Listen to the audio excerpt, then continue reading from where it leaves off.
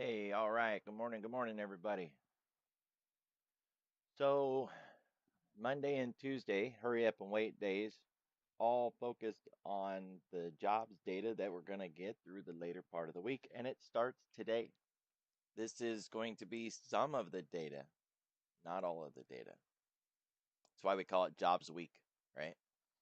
So, today we've got ISM services, ADP, job openings, factory orders, all that good stuff, right? It's a combo of jobs data. The big one is Friday. Make no mistake about it. So we could see this sideways behavior continue into Friday. I don't believe that's what we're going to get, but don't mistake it, right? It's absolutely possible. So when it comes to what are we going to do today, it's really going to come down to the numbers that we get today. We're, of course, going to take a look around, mark out the levels, do some analysis. But at the end of the day, we need the data to come in before we can make a decision about what we're going to get out of it. And it's possible today that we could get sort of a liquidity gap candle. And I do like those. I've covered them more than once in these morning streams. You can see the markets kind of hanging out. Hong Kong down around a half. NASDAQ, small caps, S&P, the Dow, they're all kind of close together and just sitting in wait mode. We're down a little bit, not much, all things considered.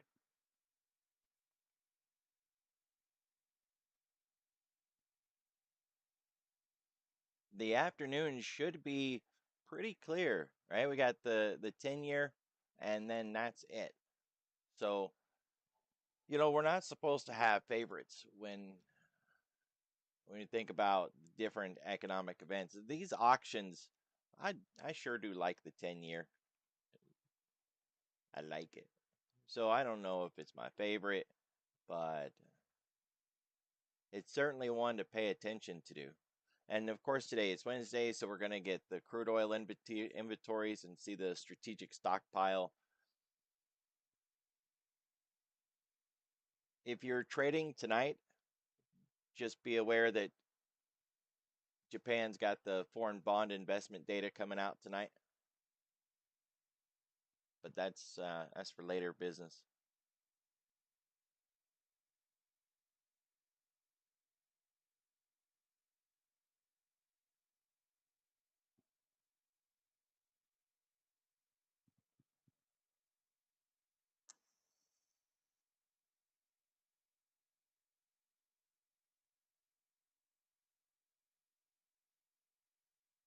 All right, as we've been talking about for a while, you want to really keep your eye on what's going on with the Fed, and you can do that with this Fed Watch tool. It's free, it doesn't cost you anything.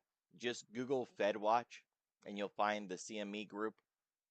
Put it on the front end so that you can see is the market pricing in a rate pause or a rate cut.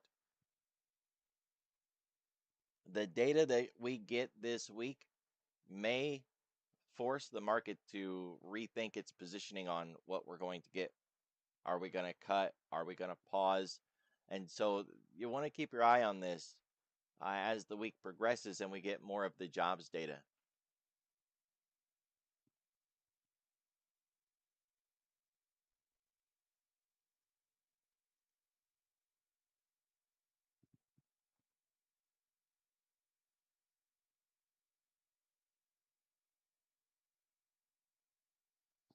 I'll tell you, man, TrendSpider over the years just continues to improve and improve and improve. It's pretty awesome. Yeah, okay, get out of the way.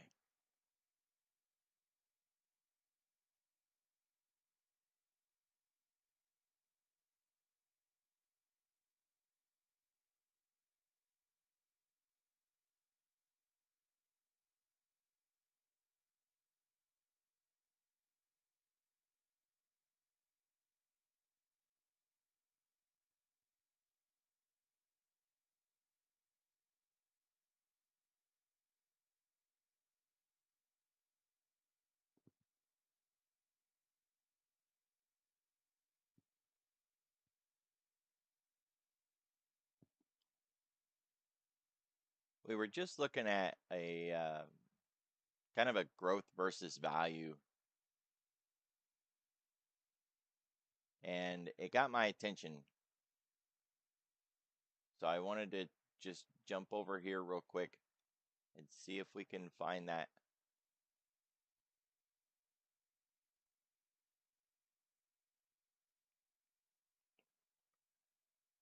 No, that looks more like the ICE liquidity.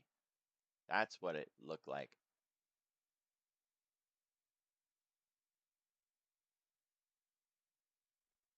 This one. And it's not, right? I was concerned that this was suddenly pointing to the upside. Not an issue.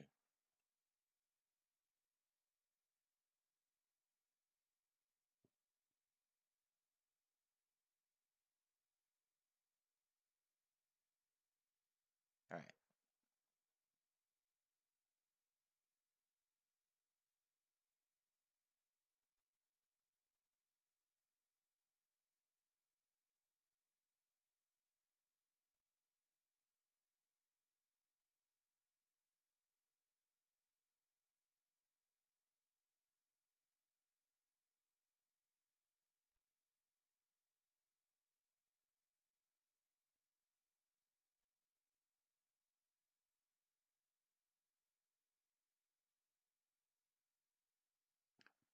There's a earnings report coming out in the next day or two that's going to be a check on AI spending and the forward outlook of how to monetize it. If I remember right, it's a computer memory company, so like ScanDisk or one of those guys. For the life of me, the name of whatever the company is just it's right there on the tip of my tongue, and I can't remember it. But that's going to be one of the risks that we're going to be looking at this week as well, right? Western Digital, ScanDisk, one of those guys are going to be reporting this week. One of those memory chip companies, or hard drive companies, data storage.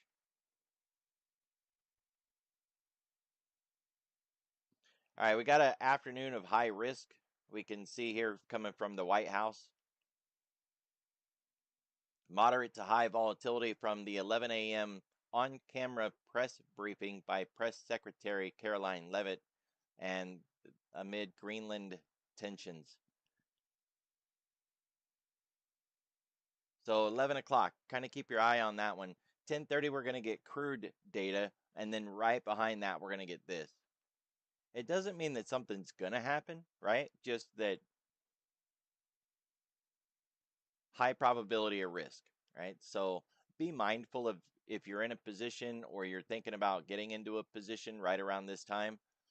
A lot of traders that are just getting started in futures, they try to use tight stops and take really small trades.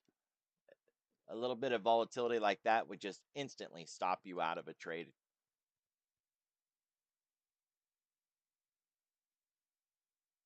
All right, this is Mentor Q. We don't want this, get out of here. Okay, well, we were gonna look at the CTA charts, but we're not gonna look at those, I guess. We'll look at the CTA charts through the Gamma Lab.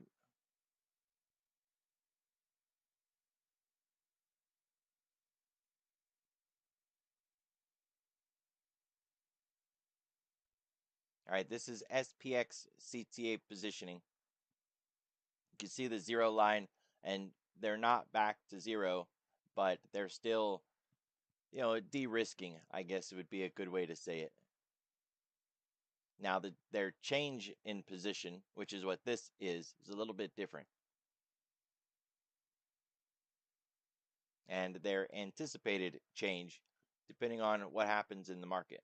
It's a 20-day SPX CTA positioning projection, assuming an increase or decrease over the next 2 weeks. So as long as the market continues to increase, their positioning would do this. If the market was to decrease, their positioning would do that. It's a 2-week metric. Here's just the up scenario.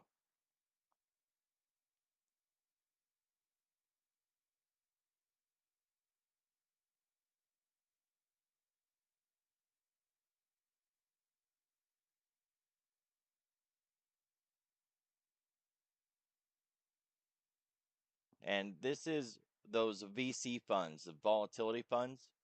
They don't get as much attention as they probably deserve. Volatility's still been kind of hanging out really light. We haven't seen, those crazy spikes into the 30s and the 40s. The VC funds are still allocated heavily. At least looking back on this time frame, all the way to May last year. And because of what they see happening in the VIX, they are continuing to allocate heading back towards this previous level, right? We're not seeing it on the decline, we're seeing it on the rise.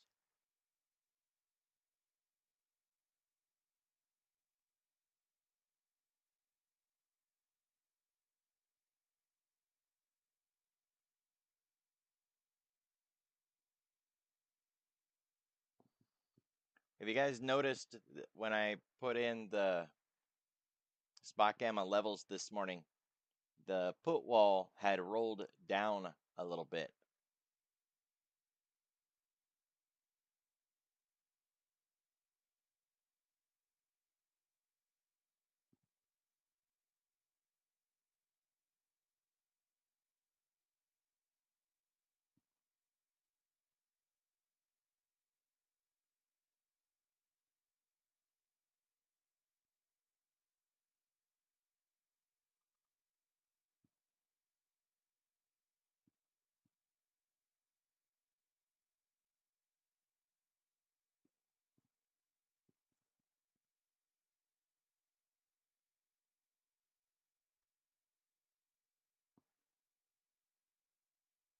So the put wall 67.42, it's a long ways off. It should not be anything that we are going to be dealing with anytime soon. The zero gamma line has moved up. We saw that looking at the gamma briefing. And we're still on the positive side of the volatility trigger. Now we got our 310 cross, and the 3 and the 10 are spreading out nice. Everything's doing fine, but we're back up to that high, right? This is that TRB that I talk about frequently. But, I mean, it really isn't even worth calling this one a TRB because it didn't get it, right? This is more of the scoop pattern, I suppose.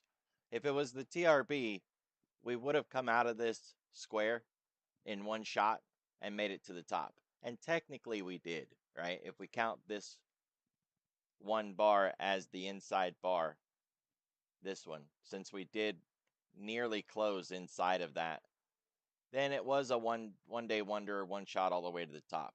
But I'd rather just look at this thing as a scoop. Either way, we knew it was coming back to the top. That was the target. That was the call.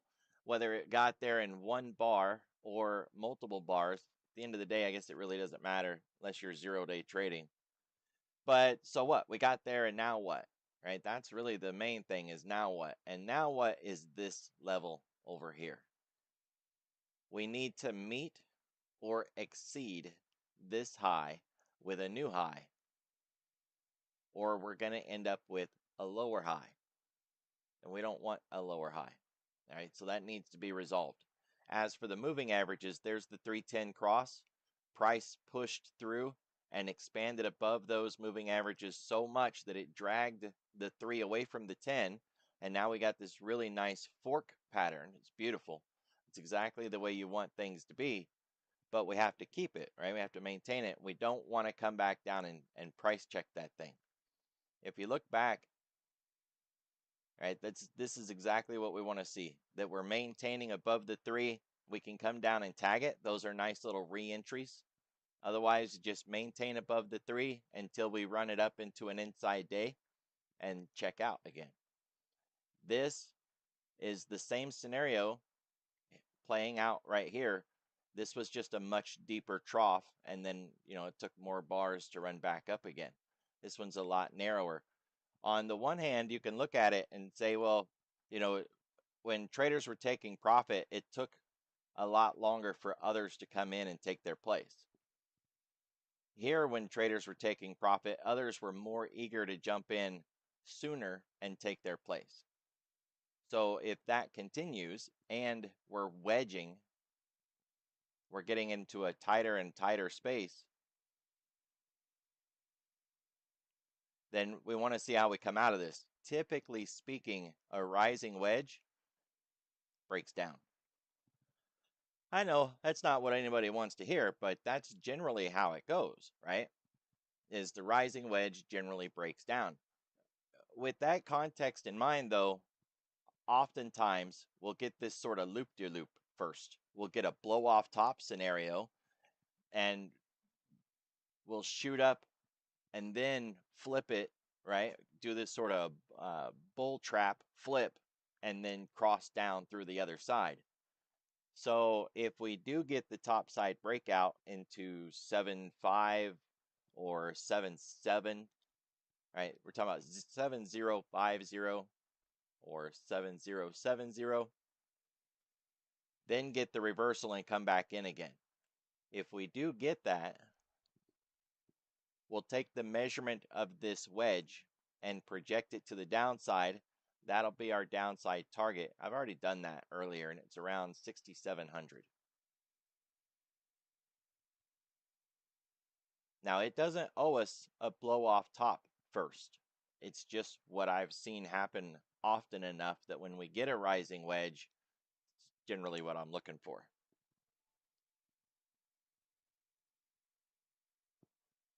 Otherwise, rising wedges, we look for them to break down.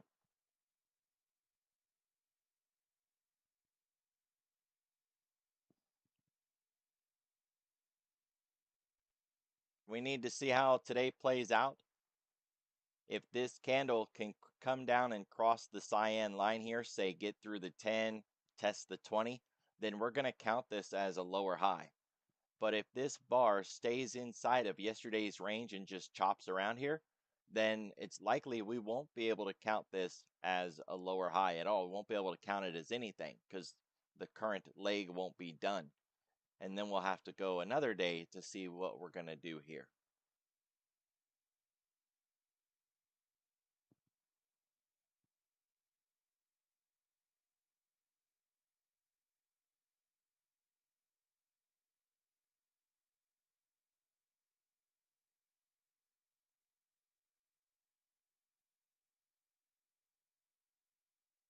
All right, we don't have a market maker move this morning, which implies that the jobs data we're going to get today is not the jobs data that the market is worried about.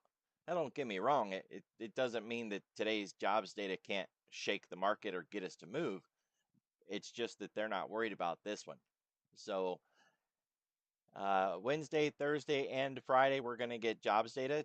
This is just not the one that they're concerned with. If they were, we would see that hedging activity with the market maker move, and we don't. So they're not. That's simple enough. We are trapped within the ADR lines the way we're supposed to. We're basically flat on the day, just like yesterday, 0.05%. We haven't done anything. We haven't gone anywhere. Just hurry up and wait scenario. The base case argument is that we're going to stay inside these red lines today because that's what we do most days, right? That's the way we're supposed to run. Yesterday's reversal, by the way, worked out just absolutely beautiful. Hopefully you got to take advantage of that. We'll see how it goes today, right? So with yesterday's reversal, I had a number of people reach out and ask me what I was measuring. Just go to a daily chart and measure the previous day's range from the highest point to the lowest point, right? So we're not talking about today. This would have been what we measured for yesterday. And if you did that yesterday,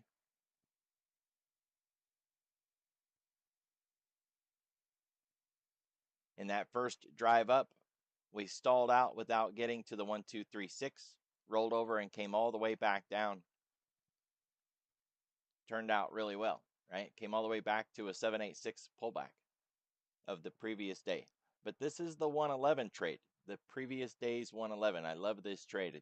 It's one of my favorites. Now, of course, if we're in a really narrow trading range, you can just measure the RTH of the previous day. And a lot of times that's what we focus on, because if we're in a narrow range, and we're inside the previous day's regular trading hours, then that's all you need to measure. But if we break that narrow range and begin to expand, then of course use all of the data that you have available, and that means using all of yesterday's price action. So now we're in the same boat again today. New day, same situation. Measure yesterday's range. You can do it on the intraday charts, but for simplicity, just go to a daily chart, mark it from high to low, and you're done. And now you've got today's level already laid out.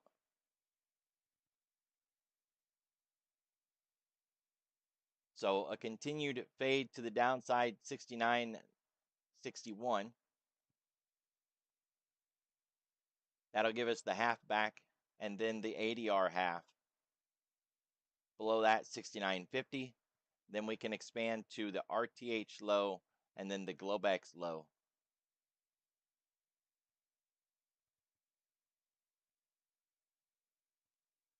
Then the full ADR if we need it.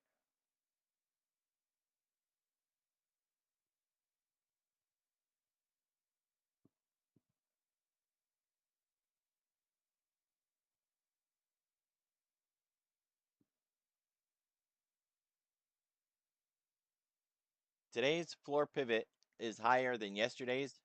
That's bullish. Price opened above the pivot. That's also bullish.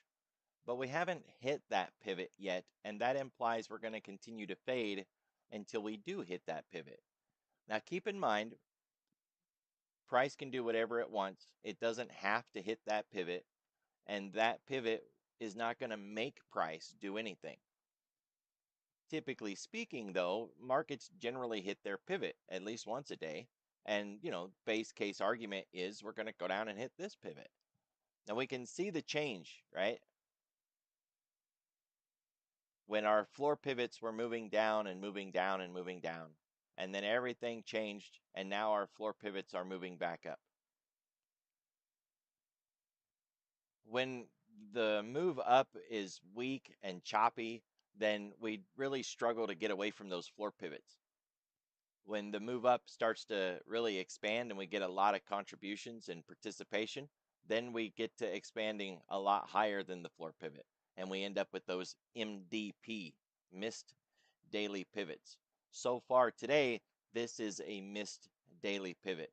But we won't count it until we look back at the end of the day, or we look back tomorrow and say, hey, look, price never did hit that pivot.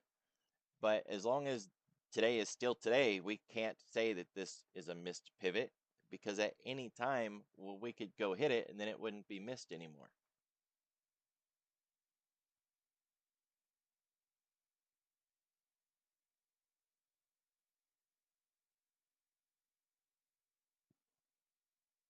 Just like yesterday, keep your eye on R1 and S1. R1 is up here at basically 70.11 cog line. If we get that inside day breakout, that's the target. We'll look for the reversal there. If we get away from that zone and then we come running back towards it, it's really bullish, just like yesterday was really bullish. When we came out of that little micro flag here, back to the upside, forming that sort of a cup or scoop pattern, that was really a bullish bias forming. To leave an R1 or an S1 range and then go back to it like this, crazy bullish. So that was a good tell yesterday. Generally, once you're done with a zone or a range and you leave it, that's it. You don't get to go back to it when it comes to these S&R lines.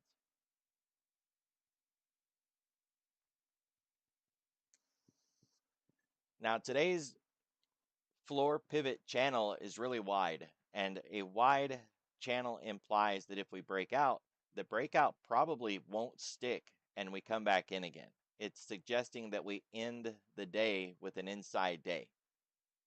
This is yesterday's range. That wide channel suggests even if we do break out of this range of yesterday, that we're just going to come back in again and close inside of it. That's our outlook too, considering that we got job numbers still this week that the market is waiting on. So it sort of fits the hurry up and wait scenario that we've been expecting all week. The thing is, if you look, the hurry up and wait scenario hasn't been playing out. It's been this sloppy grind to the upside, this forced buy to the upside. Monday closed higher, certainly, than Friday, and then yesterday closed higher than Monday. So sloppy or not, it's not a hurry up and wait if we continue to perform that way. But it is a ugly move to the upside for sure.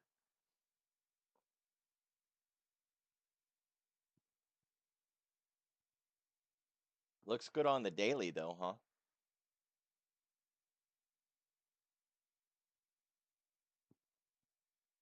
We're not yet at a distance from the weekly that we need to be concerned, but if we get another expansion like yesterday to the upside away from this weekly pivot, then we're going to need to be more concerned.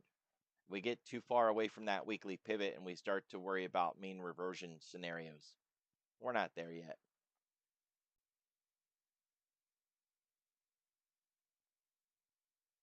All right, bringing it out to the higher time frame, we can see that same structure as last time, right? It's a couple weeks back.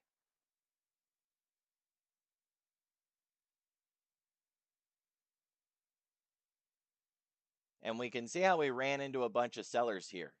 It's not like these other scenarios where we ran up into the highs and there wasn't anything there and buyers just got exhausted and we faded back down again. This is different. We ran up into a coordinated group of sellers and they smacked it back down away from that level, 69.92 cog line. So we got two distributions now, the lower one with the value area and then this big zone up here. Gotta say that's a solid ceiling that we saw yesterday. Really significant.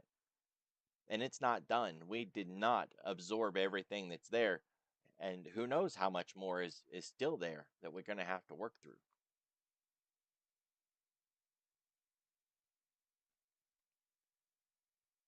If we do begin to make the move back down, if we break inside of this value area, the target is back to the point of control for the week. So it's a 25-point move. It's not bad, right? We're at 69.75 for the value area high and 69.50 for the centerpiece down here of the point of control. 25-point play, 10 to 15 contracts. You know what I mean? Just like get your January done and I don't know, do something else. Make snow globes or something.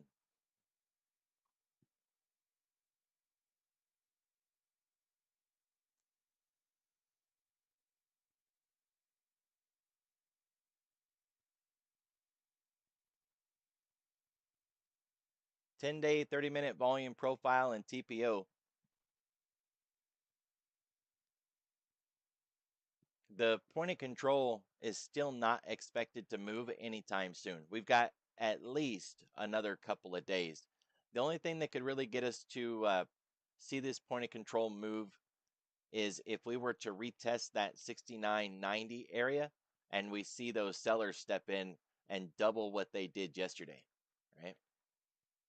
Because they matched almost half of what we got down here at this point of control in that little window of time right there. Not bad.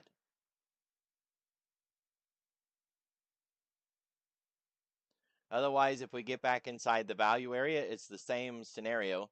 We're focused on 69.50. And I'm a big believer that we're running halves right now. So if we were to get firmly below 69.50, then 68.50 is on my radar.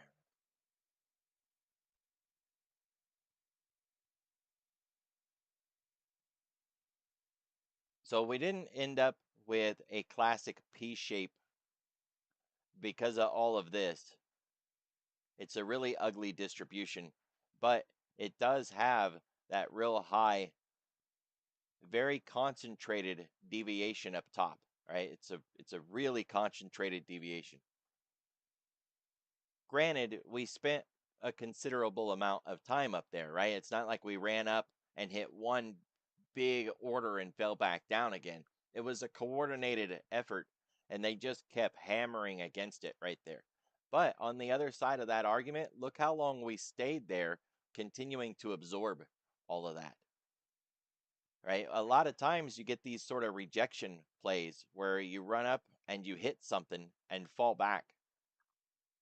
This time we ran up and we hit something, and the demand stayed there, and we just kept buying and buying and buying and buying and buying. Finally, we fell back. It's a big difference.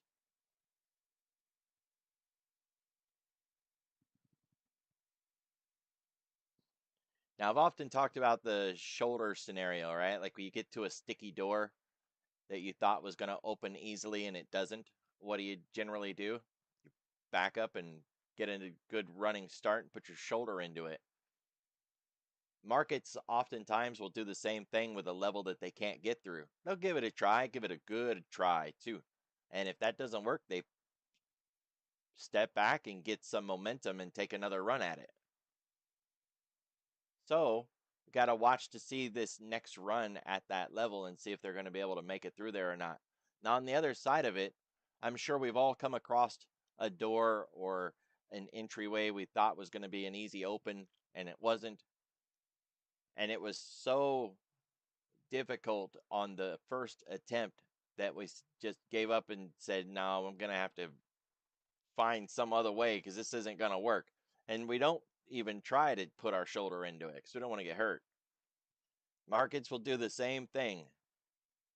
If they hit this as hard as they did yesterday and they make the determination that they're not going to be able to do it at this time, then they'll back completely away from it and do what I call a wash. They'll just scratch the whole week, really sell off and reshape the entire scenario and then come back up. That could be by OPEX, right? Because we're in the first week now. Second week, excuse me. OPEX is next week. So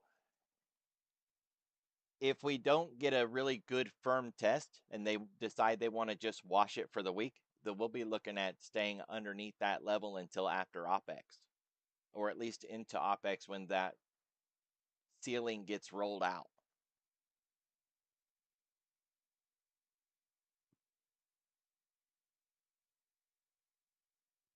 The weekly expected move, we managed to get there yesterday. The narrow range told us it was likely to be a hurry up and wait week, yet it wasn't, right? We made our way to the top of the range already. This is how far we were supposed to move for the entire week. We made it in 2 days. Now that we're here, now what? Well, these levels don't say that price can't pass. They're not, support and resistance levels. Instead, this range is where we expect price to close at the end of the week. The vernacular says that, we have a 70% chance of staying within the expected move at the end of the week. But we could leave the range and come back by the end of the week. Plus, 70% means that 3 out of 10, we're going to close outside of this range anyways. And in times of high volatility, it goes down to like 50-50 and even 60-40. That will close outside the range 60% of the time and close inside 40%.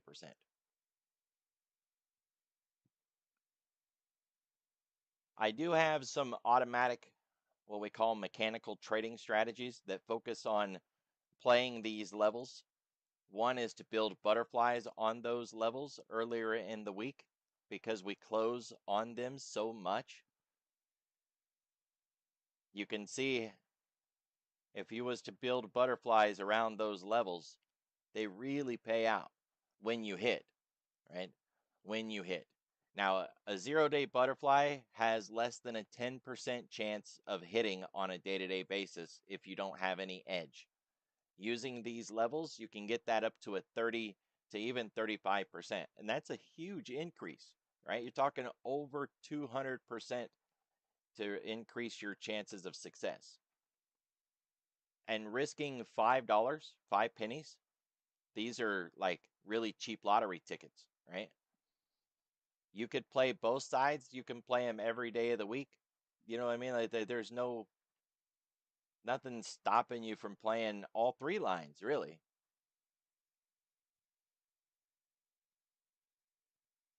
So that's one part of the mechanical trade strategies that I put together. The other one is to fade the edge. That if we get to one edge early enough in the week, take it the other direction. So up here, we would be selling call spreads, and down here, we would be selling put spreads. Now you might be asking, why don't we just buy puts? If we're going to stay inside the box, why not get puts? Well, because puts need price to move. This box says we're going to likely close inside of it. It's not any conversation that says I think we're going to go to the other line, just that we're going to close underneath this line. Well, a call spread is a line in the sand that says I bet you won't close higher than my calls. A put, if you buy one, says I need you to get your butt in gear and move that way or I'm not going to make any money. We don't have any downside momentum here. We don't have any signal of any acceleration or, forced inertia or anything that suggests we're going to actually move down, just that we shouldn't continue to go up. Now, I don't run that if we got there on a Wednesday afternoon or a Thursday or definitely on a Friday. I don't do them, right? I do them on a Monday or a Tuesday, because if you can get to the edge on a Monday or a Tuesday, then it's a good way to do it. We already missed the opportunity. If you didn't put it on yesterday and you want to do it now, you could, but I don't know, the play is already done as far as I'm concerned. But that's one of the mechanical strategies that has been applied to these weekly expected moves. Works out pretty good. Got a number of systems that run with these expected move models. Looking at our distance from the 10-day, we're still within the imaginary box. There's nothing wrong here. We're not overbought. We're not overextended. We haven't moved too far too fast. Everything is fine, right? Everything is just, we're just cruising on the interstate. No damage, no rush, nothing wrong. Nothing to see here.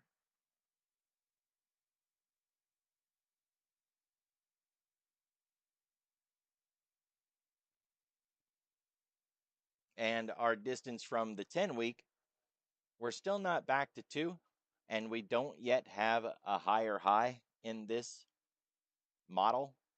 So, got my eye on it, got hopes for the new year. It'd be nice to see a 3, maybe a 3.5, start to turn this trend around a little bit, but everything's fine. We're sitting in a good spot. We are less than 2% away from the 10-week, so we're not overbought, we're not overextended or anything like that. Everything's just fine.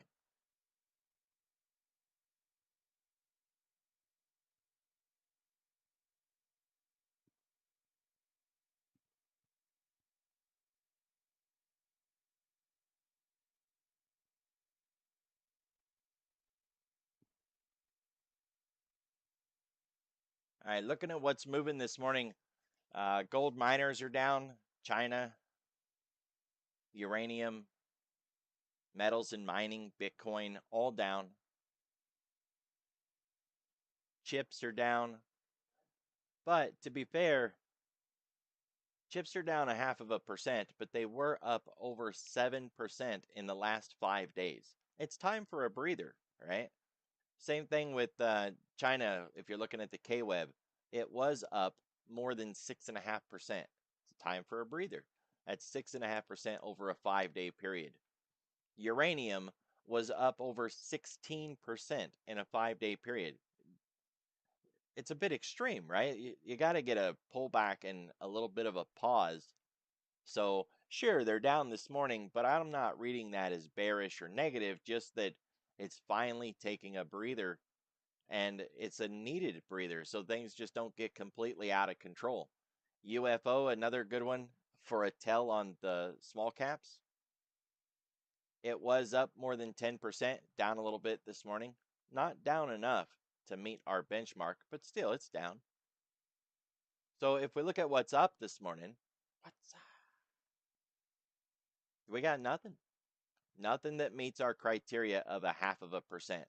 We got the Mag 7 down volume is up. That's it. And the VIX. Goodness gracious, don't forget the VIX, right?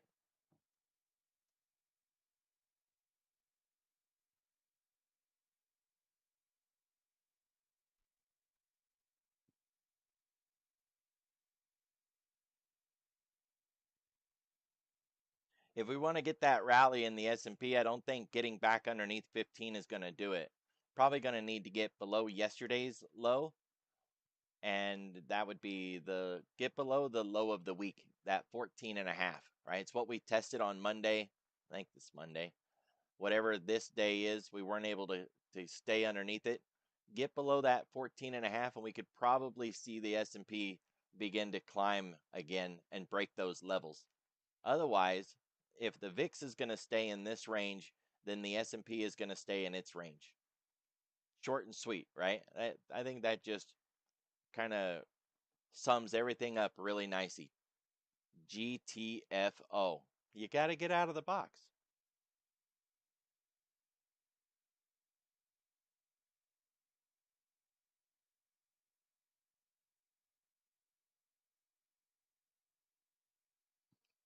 Yeah, you don't want a rally day based on airlines and pot stocks, nat gas.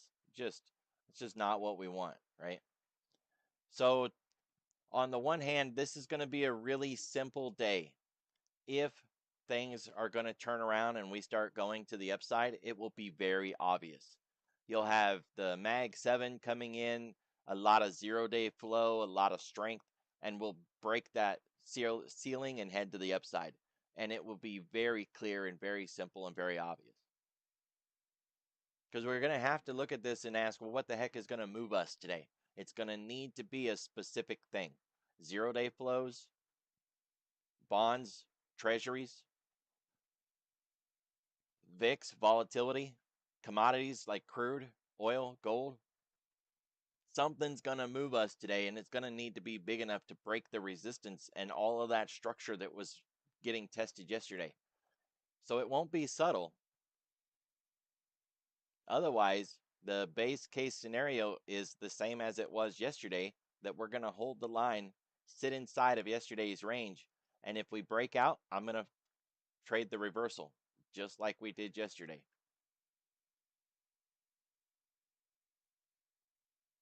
When you get into that reversal, well, that's when finesse comes in, right? Everybody's got their own approach.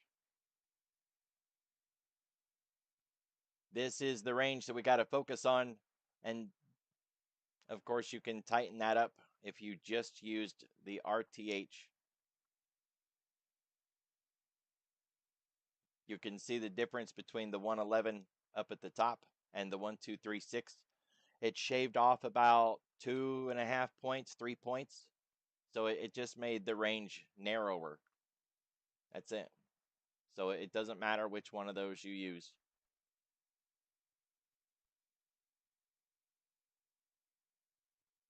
All right. We got to get out of the box, guys. Break 786 or our own Globex low, and we'll challenge yesterday's low. For this big wide open space down here, focus on the RTH of yesterday.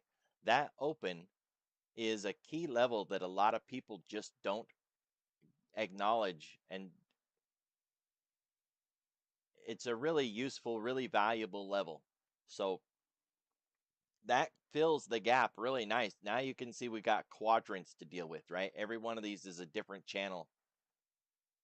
Get out of one channel and focus on the next one all the way down. And then, of course, to the upside, 69.92 cog line. Get above that, we go for 7,000, and then 7011, which is another cog line. Short and sweet. Everybody, be careful, be safe, have a good day.